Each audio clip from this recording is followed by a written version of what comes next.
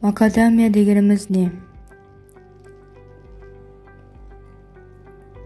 Бұл биіктігі 15 метрге жететін өте үлкен ағаш. Тарихи мекенде орны Австралияның әртүрлі аймақтары. Ағаш әртүрлі микроэлементтерге бай, құнарлы топырақты жақсы көреді.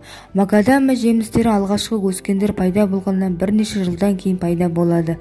Орташа алғанда алғашқы жеміс бергенге дейін 10 жылдай уақыт кетеді, ал өнімділік 100 килограммға жуық жаңғақты құрайды.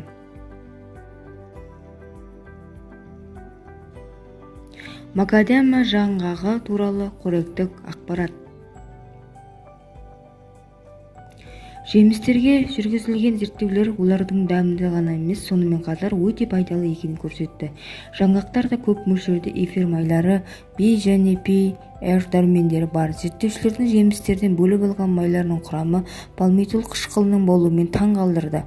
Бұл адам терісінің бөлігі, бірақ ол бұрын белгілі өсімдіктерде кездеспейді.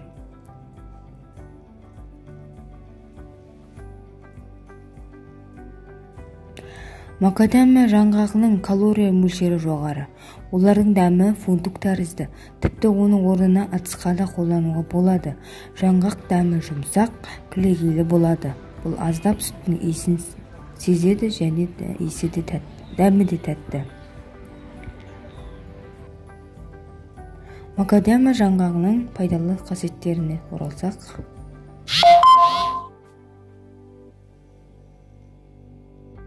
фундук сияқты макадамия жаңғақтары кондитер өндірісінде белсенді қолданылады. Бұл қымбат, бірақ мұндай жақсылықтар премиум сегментінде бар. Жемістерді салаттарға, соның ішінде теңіз өнімдеріне қосуға болады. Олар шикі түрде жейді.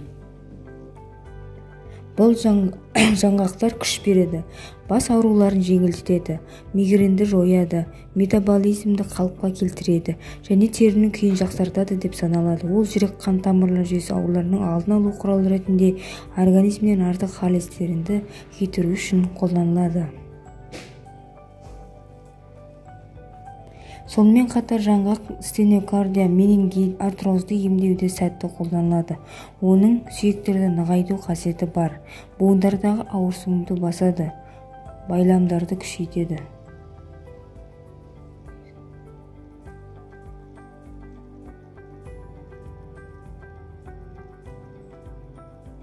Жоғарыда айтылғандай, макадамия жемістері эфир майларына бай. Олар сондай-ақ өндіріліп пайдаланылады. Жаңғақ майы екінші дәрежелі күрделі күйіктерді емдеуде, токсиндерді организмнен шығару үшін, сонымен қатар косметологияда қолданылады. Жаңғақтарды тағамға пайдалануға оралсақ, олардың диеталық құндылығын айтпай кетуге болмайды.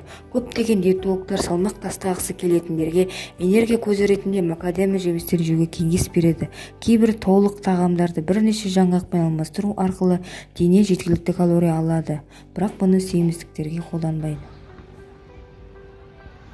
Семіруге арналғанда қолданбайды. Каналыма тіркеліп қолдауларға сұранамын. Оң жақ бұрышта каналым тұр.